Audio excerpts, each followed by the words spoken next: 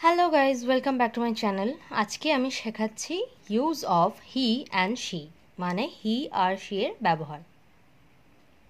হি মানে সে বা তিনি, আর শি মানেও সে বা তিনি, কিন্তু he refers to a male লেখাই আছে, দেখো he refers to a male মানে হি মানে মেল বোঝায়, মানে পুংলিঙ্গ, আর she refers to a female, she মানে ফিমেলকে বোঝায়, মানে স্ত্রীলিঙ্গ।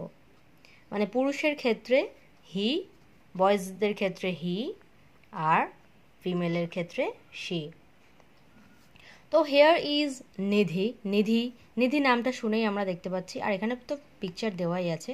যদি নাও দেওয়া থাকতো, আমরা তো জানি নিধি একটা মেয়ের নাম, তাহলে শি ইজ আ গার্ল, সে একজন বালিকা, আর শি ইজ ডান্সিং, ও কী করছে? ডান্স করছে। He is Arnab. হি কেন বসেছে? আর্নব একটা বয়, সেই জন্য হি ইজ আর্নব।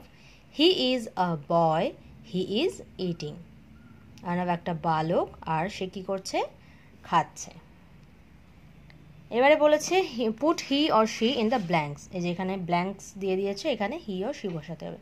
তো এখানে পিকচারটা দেখেই বোঝা যাচ্ছে বালিকা, আর এখানে লিখেও দিয়েছে হিয়ার ইজ শিবি। শিবি একটা বালিকা, শি তাই জন্য শি ইজ আ গার্ল, আর শি ইজ ক্রাইং। শিবি একটা বালিকা, আর সে কী করছে? কাঁদছে। ক্রাইং মানে কাঁদা। তারপর হেয়ার ইজ হামিদ। হামিদ একটা বয়, তাহলে হি is a boy, he is লাফিং। হামিদ কী করছে? হাসছে।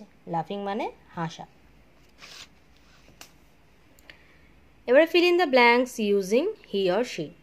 এবার এখান থেকে, এখানে পিকচারগুলো দেওয়া আছে, ওখান থেকে দেখে দেখে হি অর শি বসাতে হবে। She is a ton girl. এই যে গার্লের পিকচার, সেই জন্য she is a ton girl. He is playing. বয়ের পিকচার, আবার বয়ের পিকচার নাম্বার 3, তাহলে হি is a naughty boy. Number 4, he is going to school. এই যে একটা বালকের পিকচার, সেই জন্য আবার বালকের পিকচার, তাহলে হি লাভস আইসক্রিম। এবার একটা বালিকা, তাই জন্য শি ইজ স্কিপিং। স্কিপিং করতে ভালোবাসে।